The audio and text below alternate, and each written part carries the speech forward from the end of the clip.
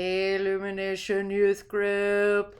This is something I'm doing. We have a homecoming game today that I did not have on my schedule, and I want you all to be able to go to that game. So I'm recording Youth Group. You can watch it before, you can watch it after. Just make sure you watch it because I think it might help you, okay? Let's start out memes of the week. Here we go. Okay. At the end of the day, we're all human beings, and together we will rise. Let us pray. Ramen. Yes, ramen. That's the way to do it, right? Christian girl, Jesus, send me a godly man. Jesus, okay, here we go. Christian girl, oh, he's 5'9". Gross. Jesus. Gotta feel for Jesus on that one. When God sends you a sign, beware, okay? God is talking. Pay attention. Not even kidding on this. People, there's no way this decade could get any worse. Christians who've read Revelation, cough, cough, so much worse. Cough, cough. Glad for the rapture. All right, here we go. If there were cell phones at the Red Sea, it'd be all over with. It would have taken them at least half an hour longer to get through it, because how could you not take a selfie with you next to like a crazy shark right there? So, you know, that's just how it goes. Okay, these are more memes, but these memes have a lesson behind them, so pay attention. Perspective. One guy looks at, oh yeah, he thinks, oh yeah, a bunch of wood. Lumberjack looks at that tree, hey, let's just chop up. Contractor looks at that tree, I'm gonna build it. This, I'm gonna build that. I'm gonna build. Kid looks at the tree. Tree is tree. Okay, perspective, right? Perspective. Everyone has their own and different and unique perspective. The Prince of England. Okay, this is an example, right? Powerful perspective. Social media isn't always showing you exactly what you need to see, is it? It's all about perspective. Very valuable. Perspective, sometimes it helps to change it. Do you ever feel like you have the perspective of an upside down kitten? I guarantee you, you do. So it's just how it goes. Just how it goes. Okay. From my perspective, the students are evil. We don't always have the right perspective. We have to realize this, okay? Christians, I'm talking to you. Perspective makes all the difference. Wait for it. Do you see it? Do you see it? You can replay it. I ain't gonna explain it. Here we go.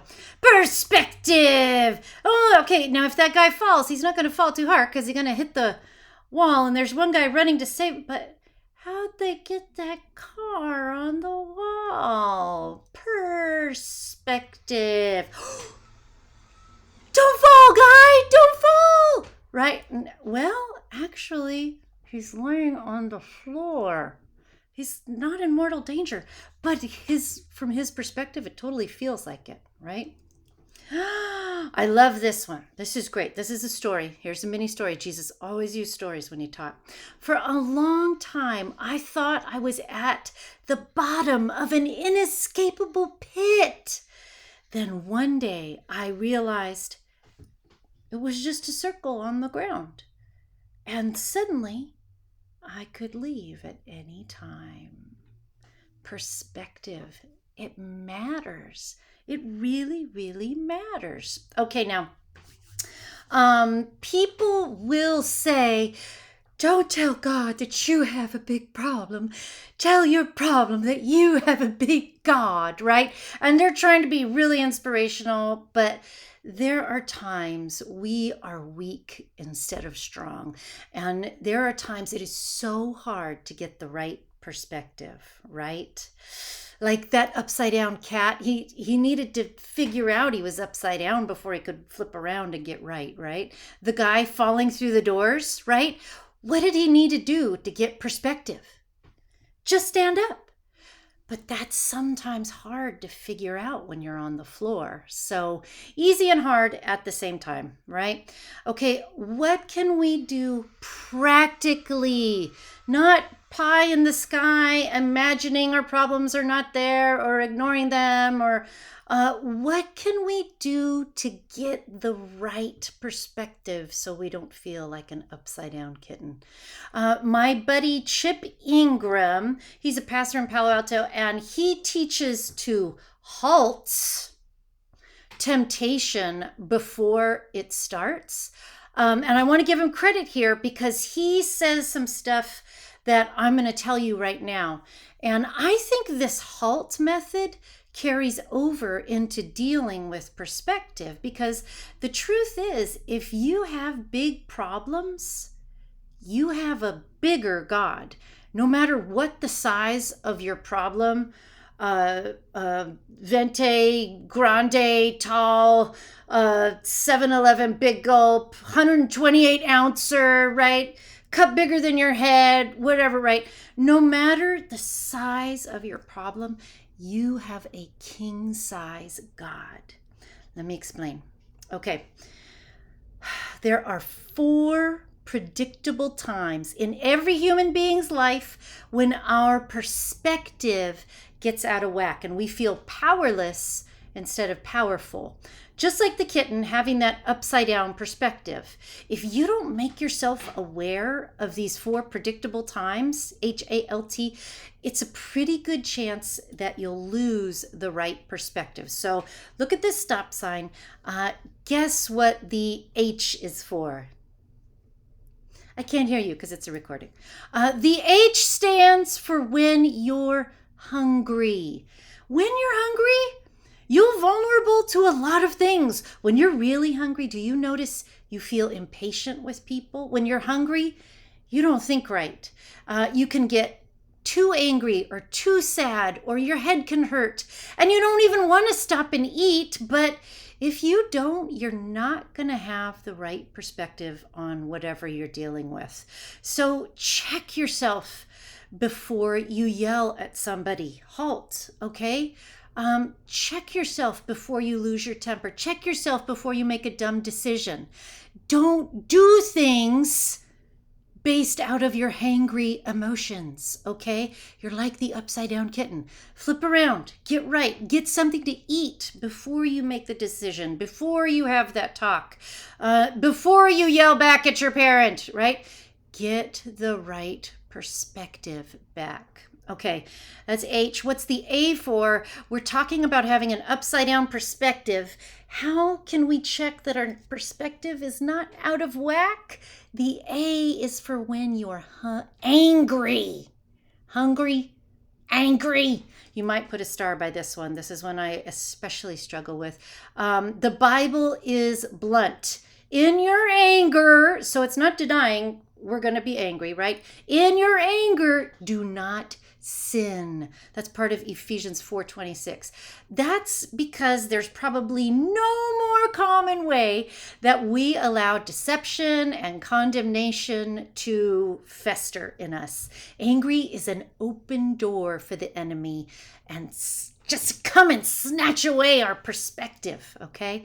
When you are angry, you will have to wait and maybe wait some more before you deal with issues that need a right perspective. So go ahead, be angry, but don't cuss, don't yell at people, don't lose your temper. Remember, yelling silences your message. Speak normally so that people can hear your words and not just your voice. Stop yourself. Get the right perspective. Be angry, but don't sin. Okay, now, this stop sign, halt, is how we check if we have the right perspective to do what we want to do. So, am I hungry? Am I angry? What's the L? The L is for when you're lonely. Loneliness is a green light for Satan. Okay? Maybe you're surrounded by people, but you feel still isolated.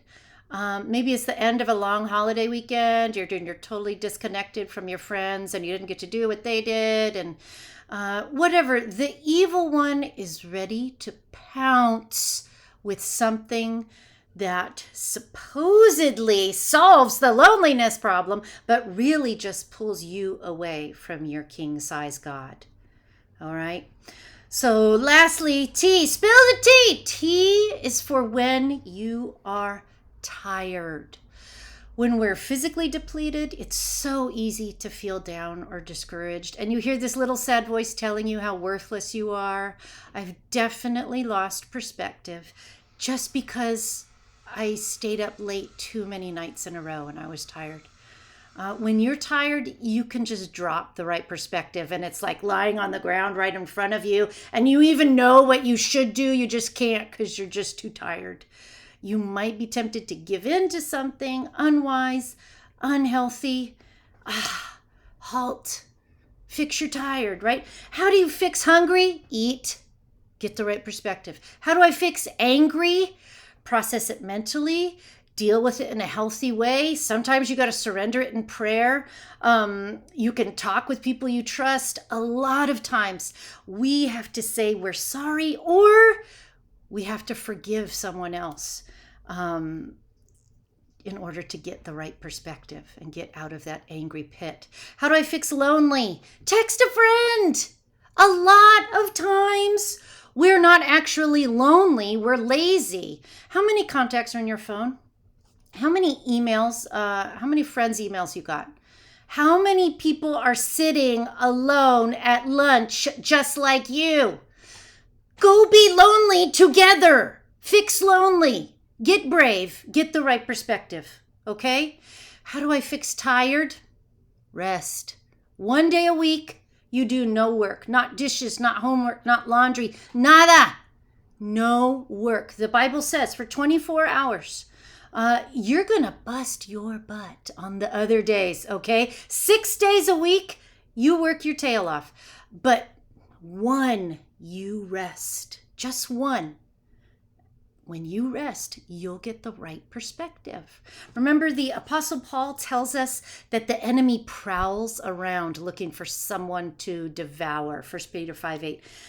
The devil is eager to find those opportune times when you're hungry, angry, lonely, or tired to take advantage of you when you don't have the right perspective. But you can halt him. Okay, listen to this verse. Submit yourselves then to God.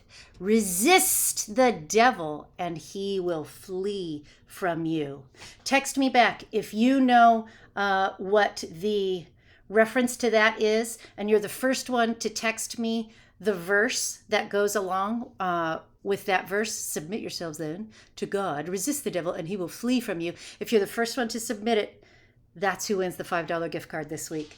Using this halt tool, resist the devil and he will flee from you. Using this halt tool is one way to resist. And what's the promise there? Remember, this is Jesus' brother telling you this, okay? That's a hint of where this is in the Bible, okay? Satan will flee from you. That's the promise. Do things to make the enemy run away. Don't let him play with you. Get a right perspective. Your problems are not too big for God to handle.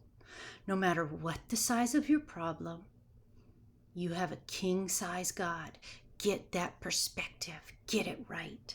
God bless you all. It's almost Friday. You're almost there. Keep going.